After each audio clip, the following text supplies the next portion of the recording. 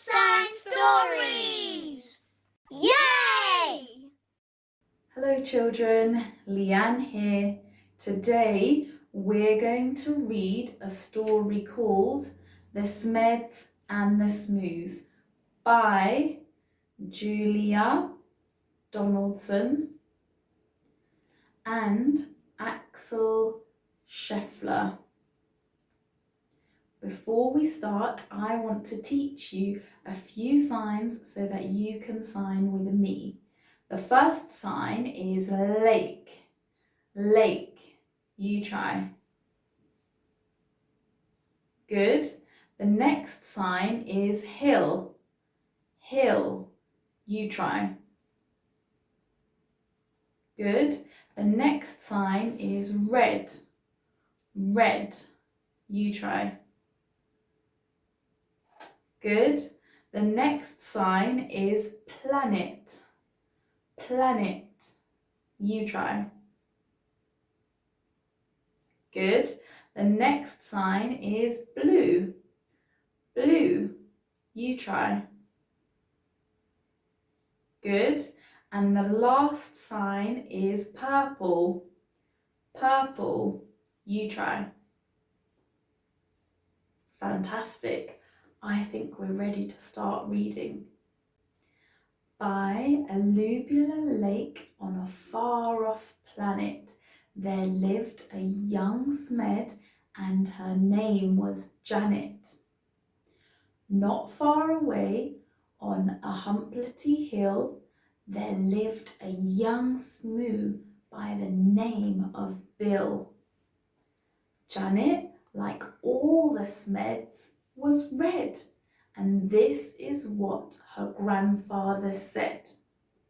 Never, never play with the Smoos.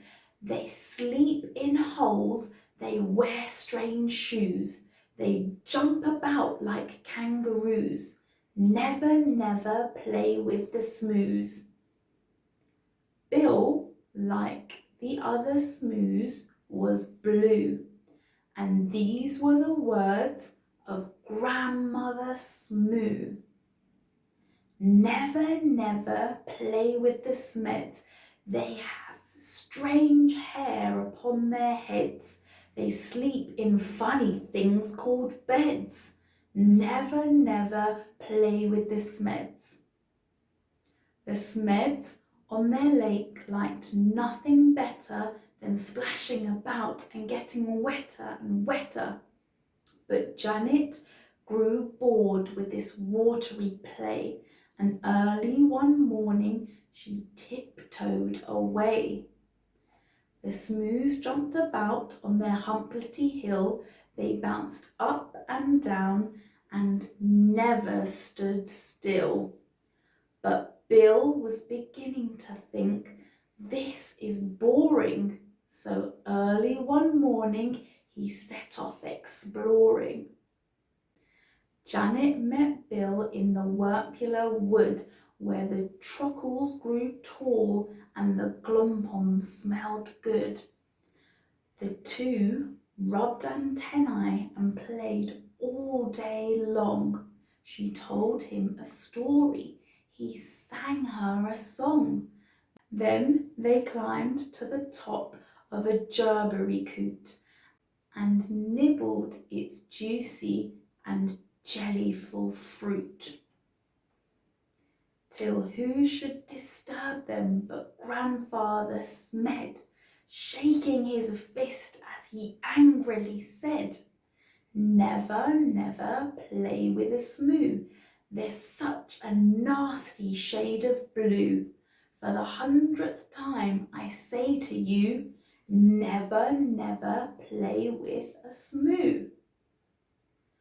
Grandmother Smoo was close behind, and this is how she spoke her mind. Never, never play with a Smed. They're such a dreadful shade of red.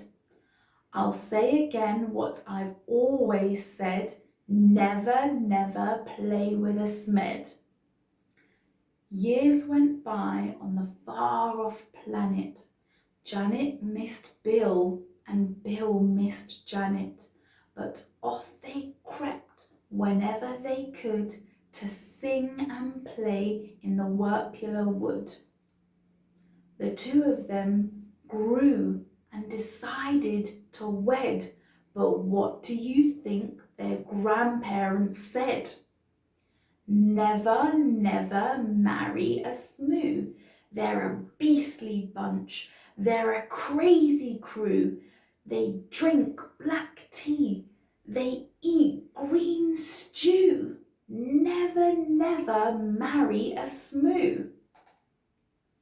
Never, never marry a Smed. My dearest child, are you off your head? They drink pink milk. They eat brown bread. Never, never marry a Smed. Janet and Bill stole out that night while their families slept and the swoon shone bright. They clambered into the Smed's red rocket. Grandfather Smed had forgotten to lock it. Bill pressed the button and Janet steered. When their families woke, they had both disappeared. The Smed said, "Your Bill must have stolen our Janet and taken her off to a distant planet." The Smoo said, "It's Janet who's stolen our Bill and lured him away from the Humplety Hill." The Smoos climbed into their rocket of blue and they said to the Smeds, "You better come too." Suspicious and scowling, they soared into space till they reached planet Vumjum, a dry and dusty place. The Vums had long arms which they waved in the air, but they didn't have news of the runaway pair. The next stop was Lurgelstrop, covered in roses and watered by beasts with small eyes and long noses. They touched down on Grimbletosh, coated in grime. They searched planet Glurch and found nothing but slime. One morning the Smoos found they'd run out of tea. So the Smeds shared their milk, which was pink as could be. Then Grandfather Smed said, "My hair needs a trim," and Grandmother Smoo kindly cut it for him. They landed on Skloop, where the Skloopies wore kilts, then flew to Klaboo, where the Clabs walked on stilts. They searched all year long, then they searched longer still, but they didn't find Janet and they didn't find Bill. "Alas," said the Smoos, and the Smeds said, "Alack, we have failed our quest. We better turn back." So they turned and flew home to their very own planet, and far down below them they saw Bill and Janet. The rocket touched down and they ran to the wood where the trockles grew tall and the glompum smelled good. And there in the glade by a rocket of red were the runaway Smoo and the runaway Smed. They got lost and flown home again, only to find that all of the others had left them behind. There was joy, jam and jumping. Then Janet said, "Maybe you'd like to make friends with our dear little baby." "A baby? A red one? A blue one?" But no, that baby was purple from head to toe. They all hugged the Smoo Smed, their new baby brother, and Grandpa and Gran even hugged one another. They laughed and they splashed and they danced with delight, and they played with that baby from morning till night. They made him a rattle, they made him a flute. They fed him the fruit of the gerbery coot. Then they sang by the light of the silvery spoon, and you can sing too if you make up a tune.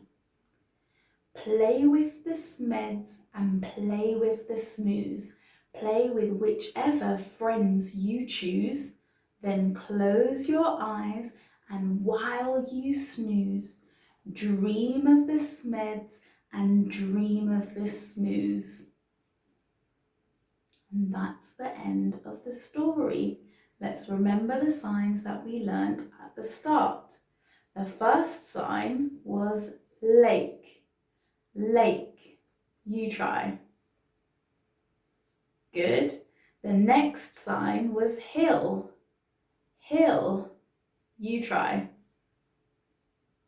Good. The next sign was planet.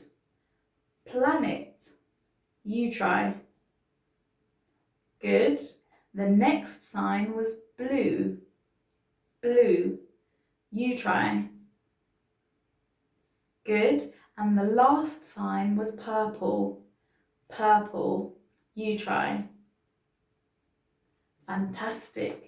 Thank you for watching. Remember to subscribe and see you next time. Bye.